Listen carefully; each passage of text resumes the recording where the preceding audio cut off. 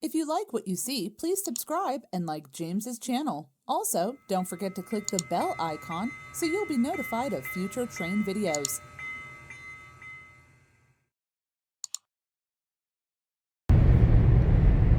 Oh, hey guys, welcome back. We are on the road today as we head to Denver, Colorado.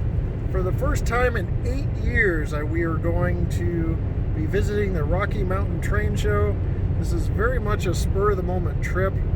I was sitting at home yesterday and decided, why not attend the show? So as you can see, there's mountains off in the distance. And I was sitting there at probably about 5 p.m. And I was like, yeah, let's go. So I called Bob up to see if he wanted to drive because I'm getting to where I don't like driving anymore. And he's like, sure. And an hour and 15 minutes later, we were on the road on the way to Denver. So off we go to Denver. We'll show you some great scenes from the show. We'll show you the new products. Another reason I'm doing this is we may not make it to the National Train Show. As I get settled in my new area around that time frame. Plus I looked and there's like 10, 12, 15 YouTubers that are covering all these train shows now. No offense to Bob. But there's a lot of YouTubers covering it, so I don't know if it's so much as a need as it used to be back when I was the only one covering the train show. So come with us to the Rocky Mountain Train Show. We'll see what's there, talk to the manufacturers, show you the new items, and enjoy the journey. Matt Gentry from Athearn Trains, and we're going to talk about the new SD60M. But I haven't done my research, so Matt's going to go and talk about it for me. So Matt, can you tell us about this new SD60M locomotive? Sure, James. These are, like James said, the SD60M, and this is the first build variation, commonly referred to as the Triclops locomotive. And they got that moniker from the three-piece windshield on the front of the cab, and it's the full-width nose wide cab locomotive. The later 60Ms with the two-piece windshield had a more tapered nose for crew visibility. And this is the early version that does not have that feature. The two samples that we have here are a Line CP rail variant, and then we have the late phase Union Pacific variation, where they have the tapered end of the nose, and this was for crew visibility, so they had greater visibility out the front of the locomotive. The features here on the Line Canadian Pacific version is they have the square sand filler hatches that were specific to the 5 that Line ordered from the factory. They have deck-mounted ditch lights on them when you compare that to the pilot-mounted Union Pacific. And then the Lines also had a different window in the nose door, and they either had a high placement or a lower placement, and we have done both versions of that. Again, the Canadian variation has the winterization hatch on top of the body. Some of the other features that we have on these models are the late and early style electrical cabinets behind the cabs. This being the late phase 60M 3 window has the late electrical cabinet variation with the kick plate along the whole section of the handrail. This one just has the small electrical cabinet and different shape and no kick plate of the handrails behind the cab. Different access panels to the dynamic brake mechanism, and then some of the features on the back of the locomotive. The Union Pacific does not have lighted number boards. Union Pacific only put vinyl lettering on for their rear numbers. Line, Burlington Northern, also they had lighted rear number boards, so we have that variation as well on these. These are the Genesis 2.0 models, so they have the etched see-through steps on the corner of the walkways. They have dual cube speakers on the inside of the locomotive, full featured LED lighting, ground effect lights, lighted number boards, front and rear headlights are LEDs, and then LED ditch lights. And this is a first for Genesis. We have spinning roller bearing caps on our brand newly tooled Genesis HTC truck side frame. So the roller bearings spin with the wheels, and then we also have tooled up new brake cylinders that are actually in the off position. They are not extended as you see on most models, which would mean that the brakes are set. So just some very small, minute details to really push these models over the top. Okay, the gray is kind of messing with the camera. It doesn't want to focus too well, but hopefully you guys got a good HD look at this. You can go full screen and make sure the settings are on HD if you want to see more details. I'll try to keep it at a little bit of a distance here. But thanks, Matt, for your time. Looks like another great Genesis release in 2.0 with that Tsunami 2 decoder and that great Genesis drive. Should be a smooth operator. Right. Thanks, James. Thanks for coming by and checking these out for everybody. So we're here at Broadway Limited, and they've got the ES44s out in new schemes, including City Rail, BNSF, and Florida East Coast CSX with the bracket. They've got another run of Presidential Express in 614 and the 610 here, and this is a pre-production sample of the Northern.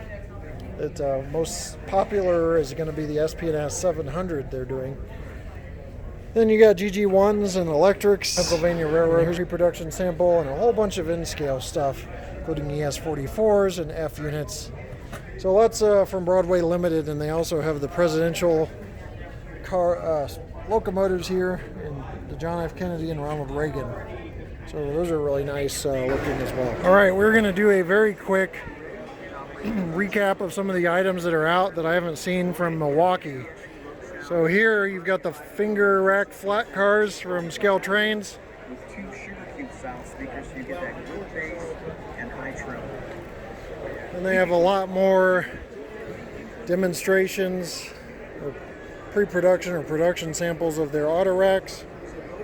These are the new Gunderson Multi-Max auto racks, kind of fresh on the rails. And then an array of other things. They still got some big blows in stock, and they got some in-scale 3-bay hoppers.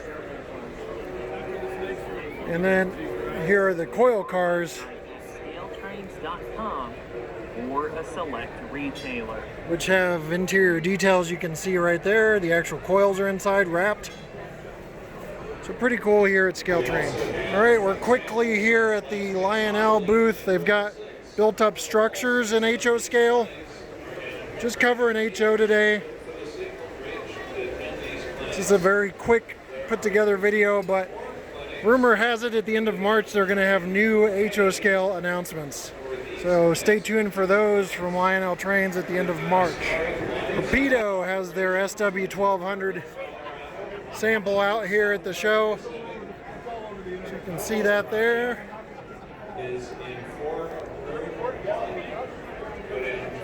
And they got their B36-7 already out.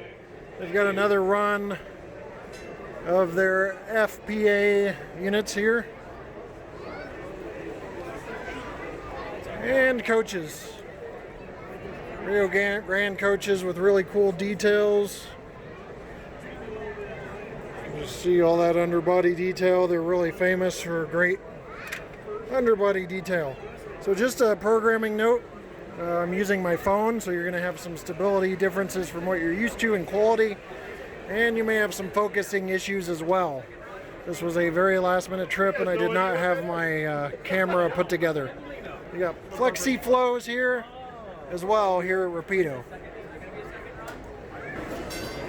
So we're here at the Trix booth, and one thing that caught my attention being a UP Steam fan is a highly accurate big boy that they're producing. And you got to make sure you get the right version, but it's literally got the ice skate antenna, all the correct tender detail and side rod detail. It's got big boy on the smoke box door. This is the most accurate big boy model I've seen out to date, so pretty cool overall. If you want some more information, it's actually made by Marklin, so you'll have to look up their website and check it out. I will probably buy one of these and review it, just being a UPST fan.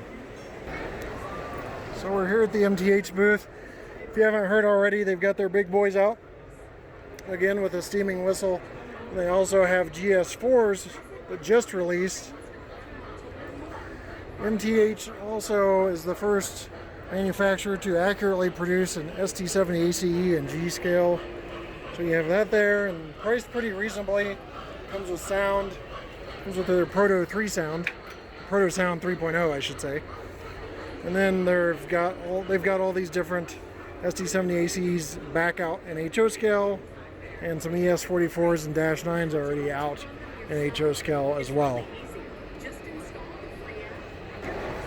So I know my show coverage is usually layouts in between each manufacturer, but today we're just doing a real quick overview and just a fly-by-night video, so pretty cool stuff.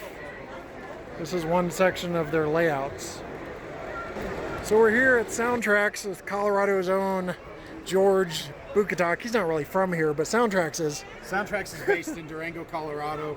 And here's the benefit is we manufacture all of our stuff there. James, I know you visited our factory, so that's a really good benefit, especially with all the things going on around the world right now. We build our stuff in-house, so we don't have to worry about any shortages of decoders or anything like that. USA made. USA made. Yep. So wanted to share with you a neat little lighting effect. I think some of you guys may have seen this, but this was actually a collaboration of Chris at Athearn and myself. We kind of talked about a little bit the blue flag light. I've been watching a lot of the Berlin Railcam on Virtual Railfan, and what's really funny is I noticed that when the locomotives are stopped, they have the blue flag on there, of course, because they're servicing the locomotive. But I noticed it was on the dash a lot of times.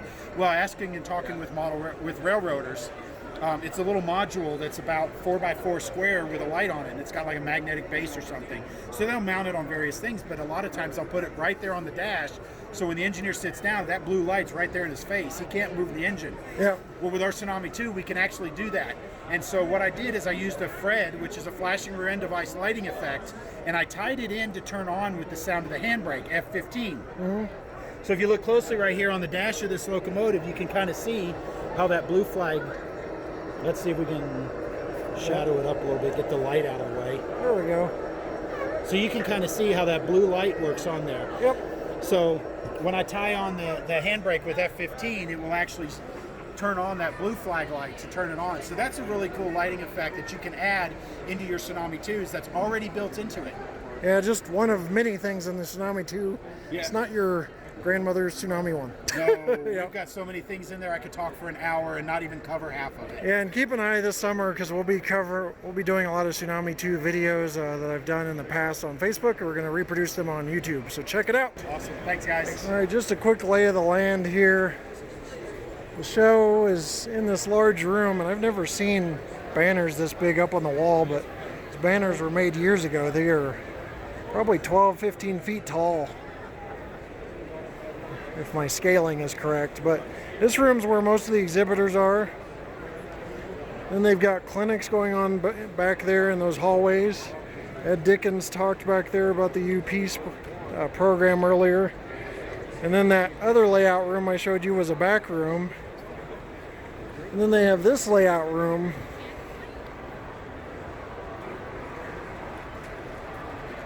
So in sales, they got Spring Creek here, and they've got a bunch of vendors. They got this Choo Choo R Us vendor here, real nice folks there as well. They sell they have good prices on stuff. Spring Creek is a well-known vendor and does great stuff, and just tons of vendors spread throughout along with layouts. Impressively big from when I've been here a few years ago, so very impressed with this show. And it's kind of sad that this may be my last year attending this, so I didn't realize how great it had gotten. All right, so that's going to wrap up our coverage here of the Rocky Mountain Train Show here in Denver, Colorado. This is not your typical train show video. I'm sorry you didn't get to see many layouts. It was mostly just covering the new products in the show and doing a very quick video, just kind of fly by night. I literally had about an hour's notice before I decided to attend this show. So hopefully you enjoyed what you did see, and what you did see was some of the different products that have been announced or products that have come out in pre-production form since Milwaukee just a few months ago. With that said, thanks for watching, and we'll see you next time right here on my channel. Take care.